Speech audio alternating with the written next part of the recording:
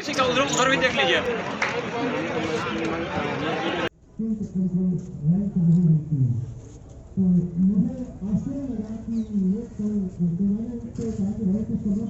क्या जरूरत पड़ी आप लोगों की, क्या आपकी मांगे हैं? थोड़ा सा अपने संगठन का परिचय और आप अपना परिचय देके थोड़ा इसको विस्तृत करिए।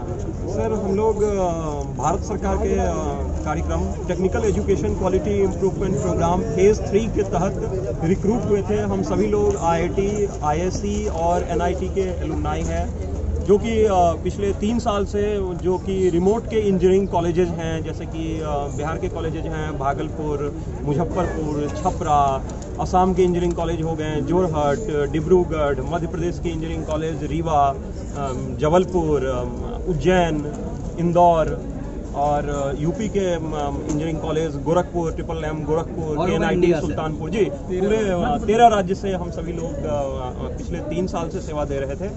और स्टेट और सेंटर का जो MOU था उसमें ये था कि 3 साल की ये प्रोजेक्ट है, और जब ये प्रोजेक्ट कंप्लीट हो जाएगी तो on the basis of appraisal faculty को रिटेन किया जाएगा, और वो रिटेन स्टेट की तरफ से होगा। 3 साल कंप्लीट हो गए हमारे, अभी तक कोई भी रिटेंशन की संज्ञान जो है वो ना तो स्टेट गवर्नमेंट ने लिया है ना तो सेंटर लिया है। और प्रीवियसली जो हमारी बात हुई थी 15 दिन पहले, तो उसमें ये बताया गया था कि लास्ट वीक में आप लोगों को बात हुई थी आपकी? बात हुई थी रेणुका मिश्रा जी, एडिशनल सेक्रेटरी संजय धोत्रे जी के घर पे भी हमारी मुलाकात हुई थी। संजय धोत्रे जी के घर पे जब हमारी मुलाकात हुई तो वहाँ से हमें ये आश्वासन दिया गया था मिनिस्ट्री की तरफ से कि शनिवार तक या फिर इस सोमवार तक जो निकल गया है, इस सोमवार तक आपका किसी भी तरीके से आपको लिखित या तो आपको कार्यकाल आगे बढ़ा दिया जाएगा या फिर आपको कुछ ना कोई सूचना दे दी जाएगी। आप निश्चिंत रहे और आपका घर जाइए।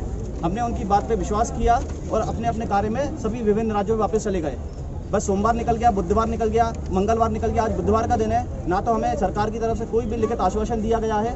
हमारा जो रिक्रूटमेंट हुआ था ये एक बहुत सतत प्रक्रिया के तहत हुआ था। हम सभी जो फैकल्टीज़ हैं IIT राष्ट्रीय संस्थान जैसे कि IIT, NIT से पास आउट है, और हमने जो विगत 3 वर्षों में कार्य किया है इसका नीति आयोग के मेंबर्स के द्वारा, नीति आयोग के राष्ट्रीय अध्यक्ष हुए, नीति आयोग के सचिव हुए, उन सबके द्वारा सारे संस्थानों में भ्रमण किया गया। हमारे कार्यकाल का देखा गया कि हमने जो कार्य किया है वो क्वालिटी उसकी इम्प्रूव हुई है या नहीं हुई है। नीति आयोग के मेंबर्स हुए, IIT कानपुर के प्रोफेसर्स हुए, IIT रुड़की, IIT बॉम्बे के प्रोफेसर्स के द्वारा हम सभी के कार्यकाल का 3 साल के विगत जो हमने कार्य किया है, जो हमने लैब डेवलपमेंट किया है, जो कॉलेजेस को हमने NB एक्रेडिट किया गया है, उसकी पूरी मसलत दी गई और फिर सराहना की गई। और साथ साथ सरकार को ये बताया गया कि जो NEP नेशनल एजुकेशन पॉलिसी जो सरकार लाई है, we are acting as the backbone for this educational system. आप सरकार एक तो ये बोलती है कि टेक्यूब 3 जो फेस है ये हमारा फेस बहुत अच्छा हुआ। इस फेस में विभिन्न कॉलेजेस को NB एक्रेडिट हुआ है। जो लैब है उन लैब का बहुत विगत इम्प्रूवमेंट हुआ है।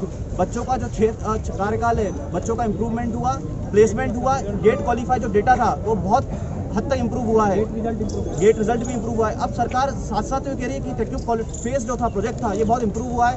टीचर्स ने बहुत बढ़िया काम किया है, सारी लैब बहुत बढ़िया हुई है, NB एक्रेडिट हुआ है।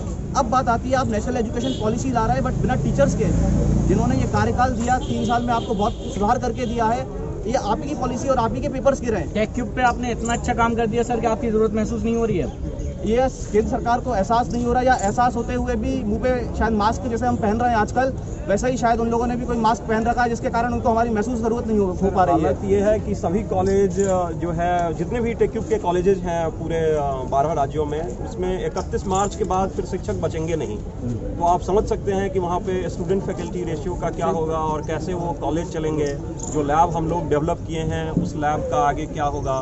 बहुत सारे रिसर्च लैब जो हैं वो बने हैं। रिसर्च प्रोजेक्ट हर स्टेट में लगभग करोड़ों में हम लोग प्रोजेक्ट लाए हैं और उस प्रोजेक्ट को कंप्लीट किए हैं, लेकिन 31 मार्च के बाद कोई देखने वाला वहाँ पे नहीं होगा। सबसे बड़ी बात ये 3,500 करोड़ का लमसम प्रोजेक्ट था, 3600 करोड़ का 3600 करोड़ का प्रोजेक्ट था।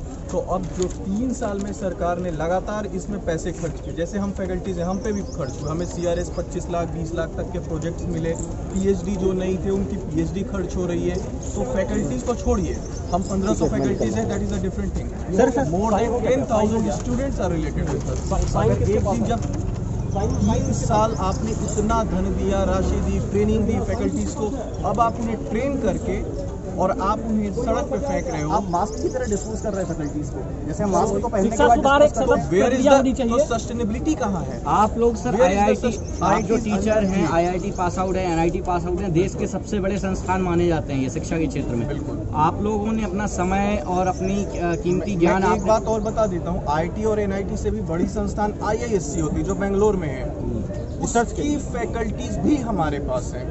मतलब इसमें एलिजिबिलिटी ही थी आईआईटीज, एनआईटी या आईआईएससी। नहीं, हम किसी को छोटा बड़ा नहीं बता रहे। मतलब ओवरऑल मैं ये जो है बता कि रहा जिस हूँ संस्थान कि से आप उस लोग कॉलेज पास से भी लोग हैं, जिस IIT संस्थान से आप लोग पास आउट हैं वो इतनी बड़ी संस्थान मानी जाती है देश की, वहाँ पे अब जो टीचर जो स्टूडेंट पढ़ रहे हैं, अगर वो आपके जो राह है उस पर चलने की कोशिश करते हैं तो उनको कैसा महसूस हो रहा उनके होगा? भविष्य के साथ खेला जा रहा है। मैं अपने कॉलेज की बात बताता हूँ। उन्हें मेरे बीच में कॉलेज धार में में छोड़ने की कोशिश है। इस बार गेट जो है इंजीनियरिंग की परीक्षा होती है, उसमें तकरीबन 10 से ज्यादा बच्चों के रैंक 500 के अंदर आए हैं हर कॉलेज में, हर कॉलेज में। और top rank is 29 in my college. So और ये पहला बैच है जो, चूंकि हम 3 साल 3.5 साल से हैं, तो ये पहला बैच है जिसे हमने 4 साल तक नर्चर किया और रिजल्ट सबके सामने है। बट हो क्या रहा है? जैसा कि आपने बोला इतना आपने कहा कि इतना अच्छा रिजल्ट दिया, तो सरकार को ये समझ में क्यों नहीं आ रहा है? अगर आपकी हमें सरकार से हमारी बातें शायद पहुंच नहीं पा रही है। सरकार पे सब पता है, उन्हें पता है। हम 2-3 बार पहले मिनिस्टर से भी मिले, पिछली मीटिंग से भी हुआ।